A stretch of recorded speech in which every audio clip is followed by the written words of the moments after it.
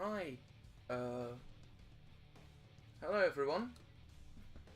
I'm Shin, and I'm gonna be running Prince of Persia Warrior Within Any Percent. If you've never seen a Prince of Persia Sans trilogy run before, you are in for a treat. So,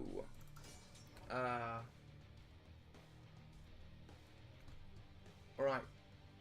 So, timing doesn't start when I start the game. It starts on first input, so I'll count you down. So don't stop the timer yet.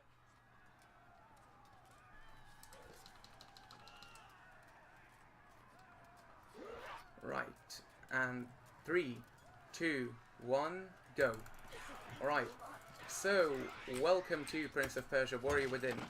First trick you're going to be seeing me do right off the bat is some animation cancelling using the block button. I just cancel the third hit of the animation to so I can kill these enemies a bit faster. Actually got pretty good RNG here because each enemy can have one of 3 secondaries, and only 2 of them work for the strat that we do for the final boss of this area, and we need to get it in a good location as well as in the correct weapon. So now you're going to be seeing me do some side rolls, and I'm sorry for the keyboard sounds, but you're going to have to bear with me. So the thing about side rolls is not only are they the fastest form of movement, they are also they also ignore auto aim. So in this game, the prince, once he sees an enemy, he just is focused on him, and he can only run circles around him, and everything you do, rolling and stuff, is all around that enemy. So it makes it really annoying to get around, and you're going to be seeing this right here. I just keep until I get out of the range of the enemy. So if you keep chaining side rolls, that just doesn't happen, which is very useful. So right here we're coming up to the first boss of this game, and second to last in this run, Shadi. So very straightforward boss. We secondary counter, and then we jump over and hit her twice. We're going to do this 2 more times. She can also do that, which is quite annoying. Jump over her, hit her twice. And 1 last time. And that's the first boss. Now, if you've played this game before, then you might notice a few cutscenes missing and loading screens, and the reason for that is we as a community have decided to delete the video folder which contains all those things, because not only do the cutscenes not really add anything to the run and just make it longer and resets more annoying and more long-winded, the load screens and game over screens are actually slower for some people for no apparent reason. We don't actually know why, but so we just decided to remove those, and it makes for a much more fun run. So the first real part of this, which is the sort of prologue part, which is really in every Prince of Persia Sans game, is gonna play out until we get the rewind power, which will allow us to do some really cool stuff. We'll just be playing more or less no major glitches, kind of intended, with a few small skips, like at the start there of the beach, I did a horizontal wall run to skip some platforming. There's still a few cool skips, but mostly it's going to be as intended. For example, I just do a wall run here and wall jumps to skip climbing the rest of the pillars, and here I set up side rolls using the cinematic camera, which, as you can see, very useful. Just lets me go right past those enemies, easy peasy. Hopefully you won't see what happens when you fail that and have to go through the area without side rolls, because it's not fun, I'll tell you that. So right here we're going to be getting our first weapon, the spider sword. Optimal movement here is actually to wall run, because that's slightly faster than even side rolls. And if there's any donations you want to read, this is the time to do it, because this is the one real break in the run, this big cutscene. So if you have any donations, go ahead. Show yourself. Where I come from, we face our opponents. Alright, I don't think we have any donations. We offer them a sword. Just listen to the nice dialogue.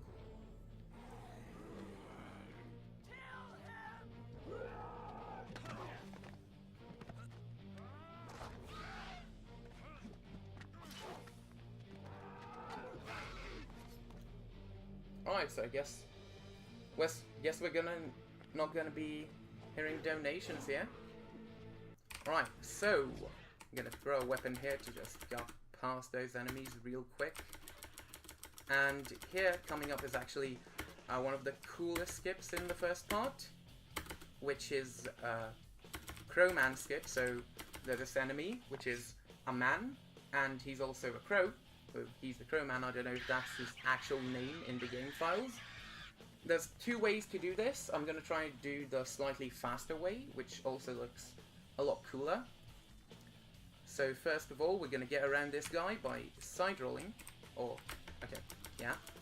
And I'm going to use the landscape view to set this up.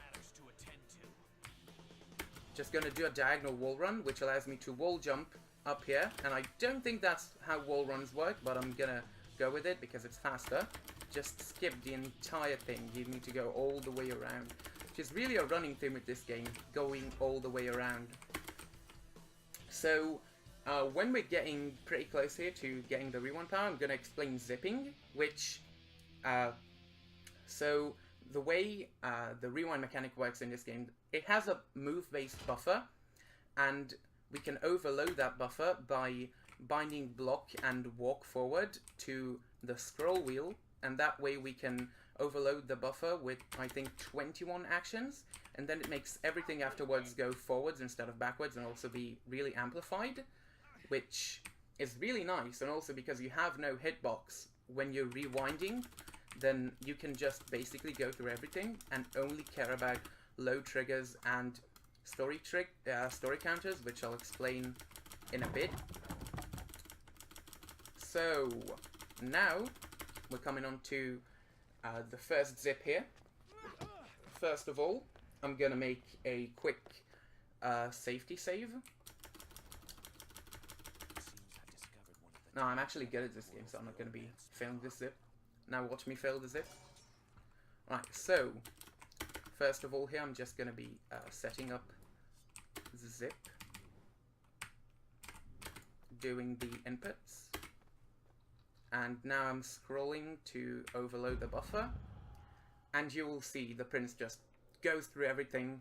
I hit a load trigger there, which unloaded. Okay. Yeah, that happened. I didn't expect that, but that's fine. Doesn't lose that much time because I did the safety checkpoint. Otherwise, I would go back to the start of the room before this one. So,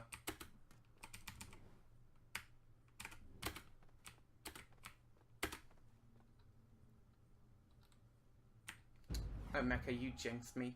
Right, so, as I said. Right, this is not going very well so far, but that's fine. I'm just gonna do a little backup here, which is just slightly slower, but it also shows off this skip a lot better.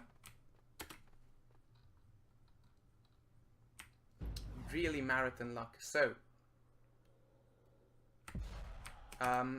yeah. So here, just gonna do a block roll. This is the very start of the game, and now this is the very end of the game.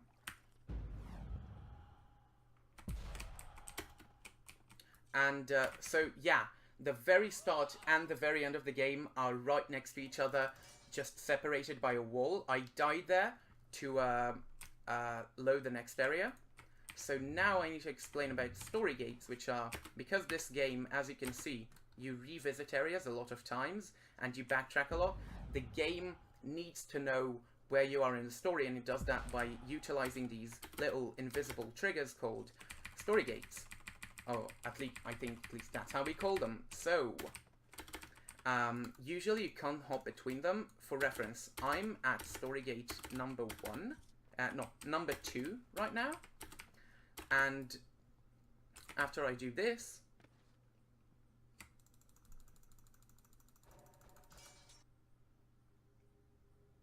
now I'm at Storygate number 58. Now, the one exception to not being able to jump between story gates is that if you... oh, sorry, I forgot to take a sand. Whoops, that's needed. So the one exception to not being able to jump between story gates is if you hit a checkpoint with a story gate tied to it and then die. So right here, I just skip that room there, and I'm gonna save here. And now, because I'm not supposed to be the prince here, because the prince puts on a mask and becomes a different person, first of all, I'm gonna lose my body, and now I'm gonna become the Sand Wraith, which is really cool because he regenerates sands, but he also loses health gradually over time. But that part is a lot more manageable, and also we need, if we don't have the Sand Wraith, we will crash. So, here, the reason I do 2 jumps is the first jump is to hit a trigger, and the second jump is to cancel fall damage, because the way jump zips work is, if you're in the jumping up animation, then the game thinks you're still on the ground because you can only jump straight up like that, and you can't just have the ground fall beneath you. And this zip is also pretty cool. We zip downwards and we're getting the Scorpion Sword. This is an earlier area. This is the most powerful sword in the game, from the first sword to the last sword. Good. So, This should make this easier. once you stop being in the jumping up animation, the game realizes, oh wait, he's not on the ground, and it starts calculating fall damage. So, oh wow, that was like frame perfect or something. I just stopped the zip at the perfect time. So you want to stop your zips while you're still in the jumping up animation, then you can just not take fall damage at all. So I'm gonna take the checkpoint here because this zip can fail and there's no checkpoint, and you have to do a really dumb backup zip and backtrack a lot. And I don't want to use a backup save, so you can actually skip that area, and if you just keep going there, the enemies actually despawn, which is very nice. So, here's a good example of a jump zip. I need to... oh, that was very good. I'm just on fire with jump zips tonight. To not take full damage there. And there's actually supposed to be a chase here, but with the Dahaka, which we don't really see in this run, but he decided not to show up. I guess he was just tired or something. But, oh wait, I guess he was just invisible or teleporting, because in casual playthrough, that guy is scary and he chases you throughout the entire game. Now, world record is long dead at this point. The moment I started taking safety saves, world record was dead, really. It's incredibly optimized. Shoutouts to Catalyst. So here, I do this to skip a cutscene, and we do have to do a jump zip there because the place we zip to is slightly elevated, and otherwise you'd get stuck and just float for all eternity until you void out and die. There I did something called a safety fall, where if you let go of wall run, the prince staggers down a bit, then you can press your secondary button if you have the weapons out, and you do this little jump which allows you to fall further distances. And now, for reference, world record is 1730 something. We zip into this secret area with the light sword, which is the most powerful sword in the game. Because it amplifies every primary you have 2.5 times. So that's why we need the Scorpion Sword, because the Spider Sword alone, even with the amplification, is still not powerful enough to beat the final boss in any reasonable amount of time. So, right here, there's a zip which is actually quite scary for me because recently I've been messing it up a lot. Where we need to hit a low trigger. Otherwise we're going to have to backtrack. So let's see if we get it. Sadly, no. No big deal. We're just going to backtrack here to hit the low trigger. Although it does look really cool when the entire place despawns around you. But yeah, this run is very fast-paced. So, here, this gap here is actually deceptively long in how long it takes because you have to do a lot of platforming around it. So we just do a simple roll zip over it. Luckily, one roll is all it takes. This zip is also really cool because you're doing a sort of a vault here, and you're going to stop it halfway and actually zip downwards, which is one of the only times in the run we actually do a down zip. That was not what was supposed to happen. Let me try that again. So, like that. And here is actually the third down zip we do. I'm going to try and go for it here. One of the newer zips here, the mech tower zip, which saves around 12 seconds and skips the entirety of the mech tower. It also looks pretty cool. I hit the door here early because that's the trigger for the traps, and that allows me to get a good cycle on these traps. These are not traps of the gay variety. So, right here, I'm going to be doing the mech tower zip. I do, the place I want to get to is right below me, but I do that weird movement there because I want to hit a low trigger. Because, oh wow, that was really good. I don't think I explained this, but the way low triggers work in this game is it despawns the area behind you and spawns the area in front of you. Yes, Prince, very interesting. And you can't hit a low trigger if you didn't hit the one before it. So here, that's why I need to hit the low trigger there. And also the area here, if you can see, is despawned. And if I didn't hit the low trigger previous, it would stay that way even though I hit the trigger now. So we're actually very, very close to the end of the game already. All we have left to do is we're almost on the correct story gate to finish the game already. All we have left to do is, first of all, get through some platforming here. That wall run is really, really cool because it saves you having to jump across and do a lot of boring ledge climbing.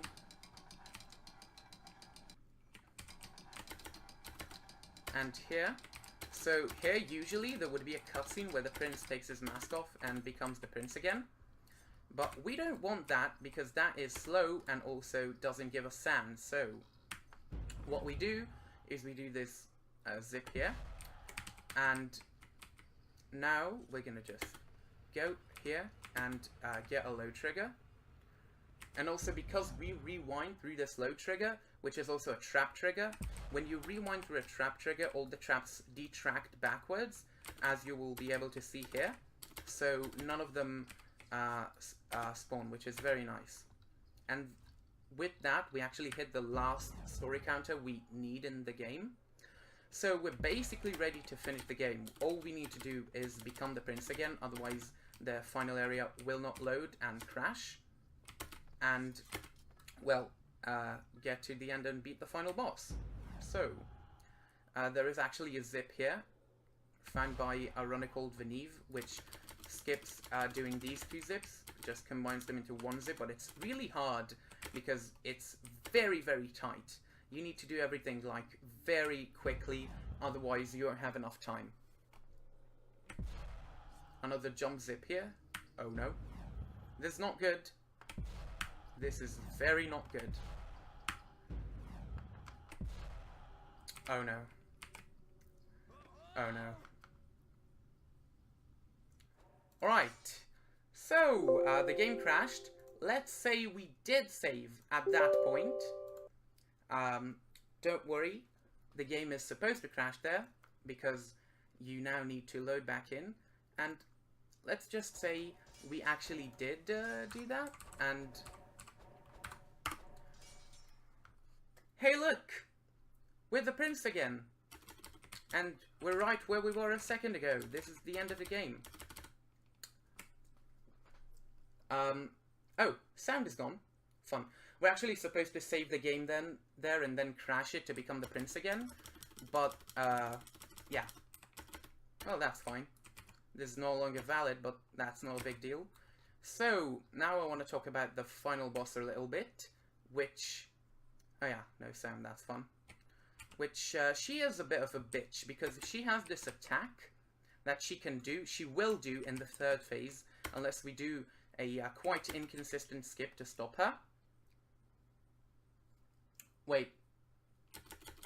What?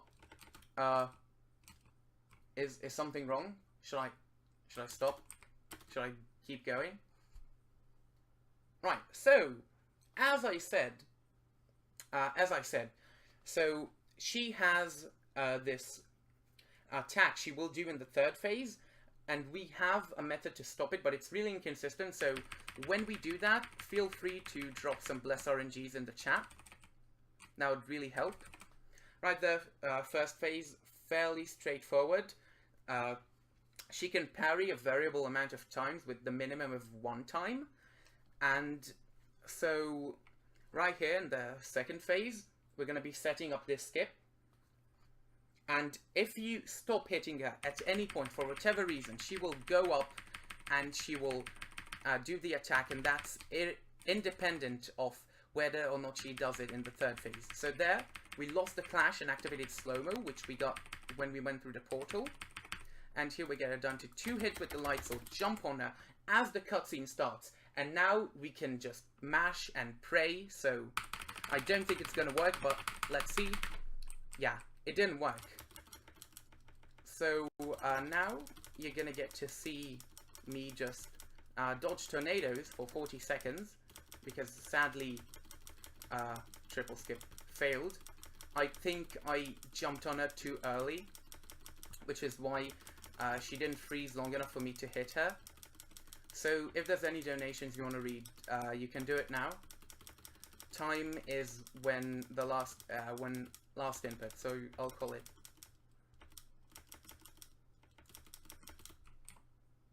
Right, no donations, but let's just and time. Woo! So that was Prince of Persia: Warrior Within. Didn't go exactly as planned, but well, I showed off the run the best I could. I hope you enjoyed this wild trip we had here. And you will not enjoy the final cutscene because we deleted the video folder. So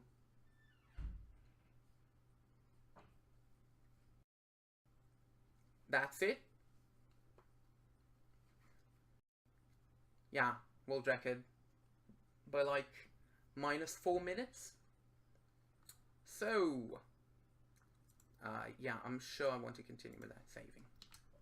I'll see you guys